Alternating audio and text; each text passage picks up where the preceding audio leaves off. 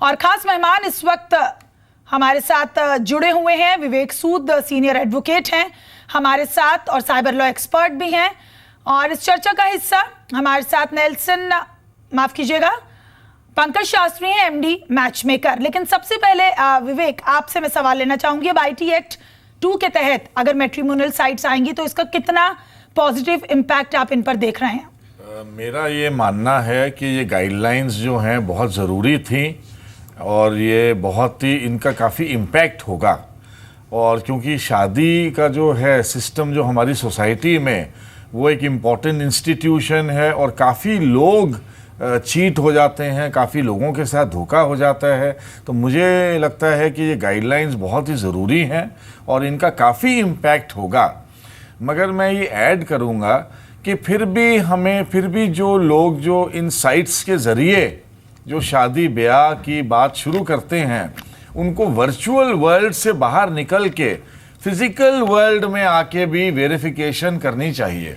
Online world पे totally dependent नहीं होना चाहिए। तो चलिए, Pankaj Shastri MD match maker भी हमारे साथ बने हुए हैं। पंकज जी, आपसे जानना चाहेंगे कि आप लोगों के रिश्ते करवाते हैं, जाहिर है कि एक जिम्मेदारी, क्योंकि शुरुआत तो आपकी तरफ से ही होती है, तो एक जिम्मेदारी आपके लेवल पर भी जरूर बनती होगी। तो ऐसे में किस तरीके की सावधानियां आपको लगता है कि लोगों को बरतनी चाहिए, और साथ ही साथ आपके लेवल पे किस तरीके से कंफर्मेशन किया जाता है कि ये जो डिटेल्स दी गई हैं किसी भी पार्टी की तरफ से, चाहे वो लड़का हो या लड़की की डिटेल्स हो, तो वो बिल्कुल सही हैं? देखिए, ये जो अभी .com की प्रक्रिया जो है, ये अब पिछले आप कह सकते हैं कि 10 सालों में ये चीज़ आया है। लेकिन ये अगर हमारे समाज, पहले लोग क्या थे कि एक समाज से जुड़े हुए रहते थे, उनके बारे में हमें सब कुछ मालूम होता था, परिवार, फैमिली के एक रूट्स के बारे में हमें जानकारी रहती थी।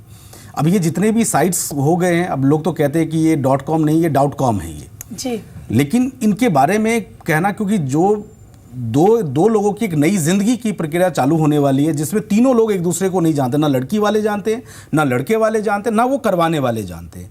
मेरे पास जो प्रपोजल्स या जो फैमिलीज़ जो होती हैं, वो सब एक पर्सनल जानकारी, एक रेफरेंस के थ्रू आते हैं उनके परिवार के बारे में, और हम लोग खुद उसमें इंसेटिव, पर्सनल इंसेटिव लेके उन लोगों से जाके मिलते हैं। उनसे मुलाकात करने के बाद, उनको समझने के बाद फिर ही हम उनके बताते हैं। जो प्रपोजल सपोज कोई गर्ल पेरेंट्स या बॉय पेरेंट्स को अगर हम मैच करते हैं तो उनके बीच में कॉमन कनेक्शंस, कोई रिलेशंस या कोई फ्रेंड या कोई रिलेटिव्स हम ढूंढने की कोशिश करते हैं, तभी एक दूसरे की फैमिलीज मैच कर पाते हैं आप लोग। जब तक एक दूसरे के बारे में आप खुद ही नहीं जानते हैं तो उनके बारे में आप क्या किसी को बार एक्सप्लेन करेंगे और क्या उनको बताएंगे कि भाई इस फैमिली को हम कितना जानते हैं और इनके बारे में हमें कितना मालूम है।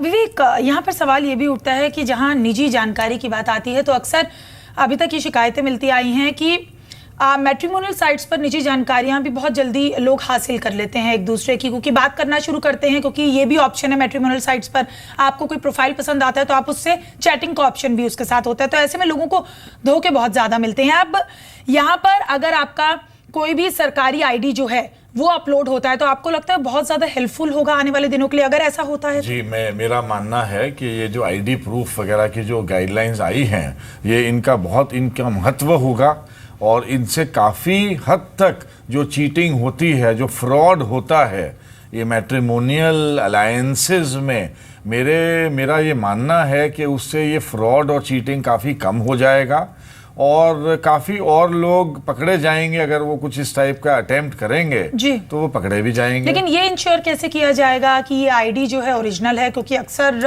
बहुत से फेक IDs का भी सहारा लिया जाता है? जी बिल्कुल, आपने सही कहा। तो देयरफॉर मैं रिपीट कर रहा हूँ कि फिजिकल वेरिफिकेशन का महत्व अपनी जगह है।